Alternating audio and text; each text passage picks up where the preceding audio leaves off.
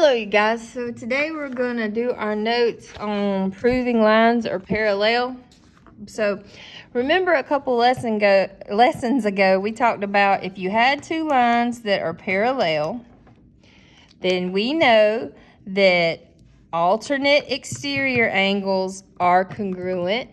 We know that alternate interior angles are congruent. We know that corresponding angles are congruent. And we know that consecutive interior angles are supplementary. And that was our lesson. Well, when you prove lines are parallel, you do the opposite. So instead of saying, if you have two parallel lines cut by a transversal, then alternate exterior angles are congruent, we're going to say, if alternate exterior angles are congruent, then the lines cut by a transversal must be parallel. So when you take a if-then statement and you switch it, what's that called? Remember when we talked about all of our conditional statements? That's called the converse. So we'll prove lines are parallel using the converse of the theorems and postulates that we learned earlier. So let's get started. So what we just said, basically. So it says, if alternate interior angles are congruent, then they must be parallel lines. So that would be the converse of the alternate, I'm going to abbreviate, interior angles theorem. Remember, without the converse, the alternate interior angles theorem said if they're parallel cut by a transversal, alternate interior angles are congruent. This says, if the alternate interior angles are congruent, then them bad mama jammas have got to be parallel lines. Okay? The next one. If the alternate exterior angles are congruent, then those lines have got to be parallel. So that'll be the converse of the exterior. Oh, I forgot alternate. I don't have a... Okay, we can make this work. Of the alternate exterior angles. Let's use TH for theorem, okay? And that is an A. I'm sorry. Next, if the consecutive interior angles are supplementary, what do we know? We know those lines must be parallel, and that would be the converse of the consecutive, big word, interior angles theorem. And the last one, if the corresponding angles are congruent, then you got to know that the lines are parallel. And that would be the converse of the corresponding, big word again, angles postulate. All right, let's do some work. So this one says, are lines A and B parallel? Justify your answer. So we got these two lines here. We want to figure out if they're parallel. So let's look for some of this stuff. So we have these two angles here, and they're congruent. What kind of angles are those? They're alternate interior angles. And it says right here, if the alternate interior angles are congruent, then those lines are parallel. So are they parallel? Yes, they are. Why are they parallel? Because the converse of the alternate interior angles theorem says so. Booyah. Let's look at the next one. If you'd like to pause and try the next one and then check your answer, I think that would be fabulous. All right, let's look at this. It says, are A and B parallel? Justify your answer. So let's see what we got. We got these two angles are congruent. Well, what kind of angles? What special pair of angles are those? They are corresponding angles. And it says right here, if corresponding angles are congruent, and they are, then the lines are parallel. So yes, because of the converse of the corresponding angles postulate. Pretty easy, right? Let's keep on going. Now it says they want us to find an X so that these lines will be parallel. So first ask yourself what type of angles they are, and then ask yourself what should they be for those lines to be parallel. So these two angles, they're on the outside, they're on opposite sides, so these are alternate exterior angles. If these lines are going to be parallel, then they have got to be equal. So you set X plus 25 equal to 55. And then you just solve it. So I'm going to subtract 25. And you get X equals 30. Boom shakalaka. Let's look at the next one. If you'd like to pause it and give it a try. And we're back. It says find X so the M is parallel to N. So first we ask ourselves, what type of angles are those? What's their relationship? They are corresponding angles. And what do I need them to be? If these lines are going to be parallel, I need them to be congruent. So I set 3x minus 33 equal to 2x plus 26. And then we're going to subtract that 2x. We get x minus 33 equals 26. To get rid of a minus 33, we will add 33. And we get x equals 59. Boom. So these were, I'm just going to write it down real quick. These were corresponding angles. And then these were, wrong color, alternate exterior angles. Okay. Y'all doing all right? Let's flip a Rooney. Oh dear. Okay. So now it says, which pair of lines are parallel? To figure that out, we need to find some of these angles that are missing. So let's go straight across here. We know that these two angles, see how they make a straight line? So they have to add up to 180, and that's true for all these pairs. So to find these missing angles, you're just going to do 180 minus those numbers.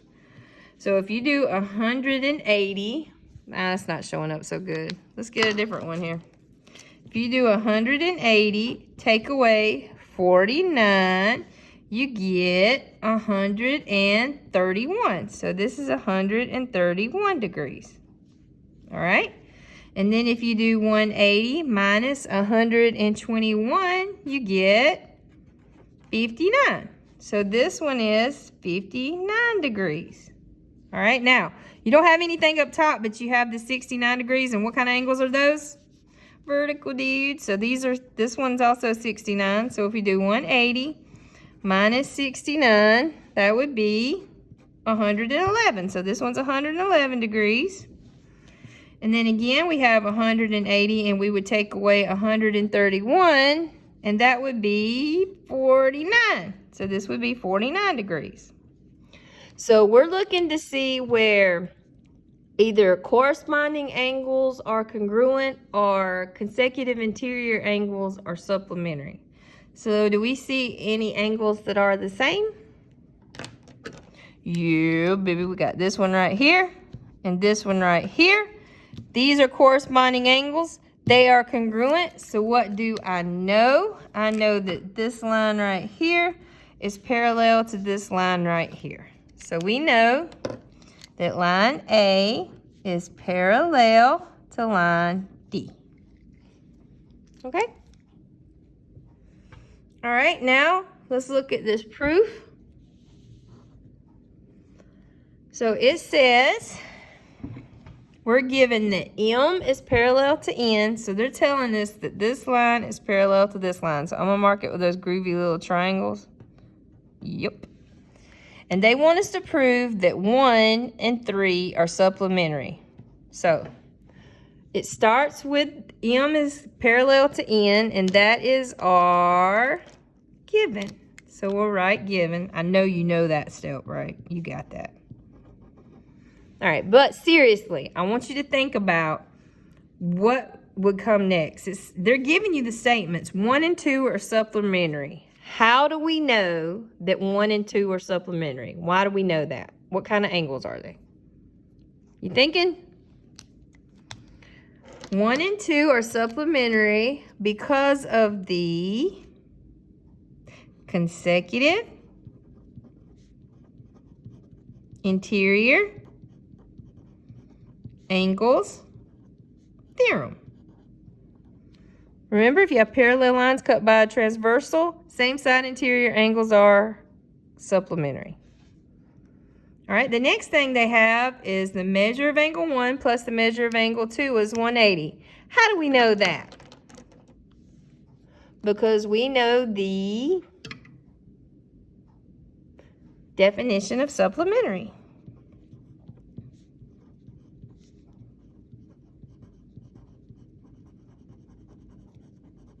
Angles. All right, the next thing it says is angle 2 is congruent to angle 3. So here's angle 2 and here's angle 3. What tells us that angle 2 is congruent to angle 3? Why do we know that 2 and 3 are congruent? What is their special relationship? What kind of angles are they? They are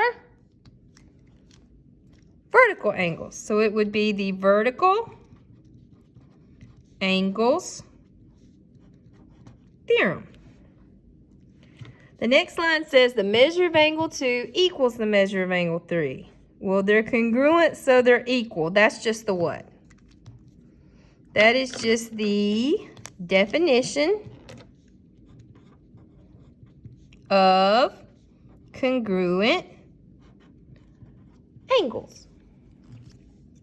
All right, number 6 says the measure of angle 1 plus the measure of angle 3 equals 180. So how did we get to this point? So look, we had 1 plus 2 is 180. And then we said, hey, 2 and 3 are equal. So then we changed it to 1 plus 3 is 180. So we took this measure of angle 2, and now it's the measure of angle 3, because we knew these were equal. So what property allows me to plug something in for something else because they're equal? That would be the substitution property.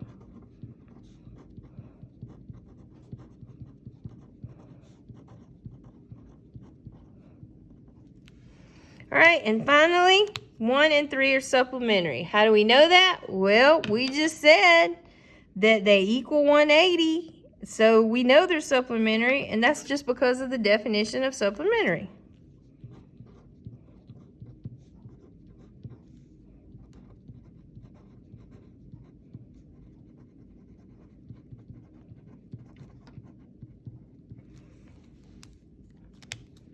All right, that is our entire packet. So now what I want you to do is to get out the worksheet I gave you to complete for today and then do these problems, okay? We can look at a couple of them if you want to, if that'll help you. What was that? Okay, we'll do a few of them together. All right, so for this one, this section, it wants you to look at this figure, look at what they give you, and determine, is that enough? Is that all we need to say L is parallel to M? And if it is, we got to back it up with one of those converses that we wrote down. We got to back it up with, woohoo, sorry. We got to back it up with one of these bad mama jammas, okay? So let's look. It says 1 is congruent to 4. Now I want you to look. 1 and 4 are not even touching anywhere down here. So is there any way I could prove that these lines are parallel if I'm not even talking about an angle that is touching this line? The answer is so no.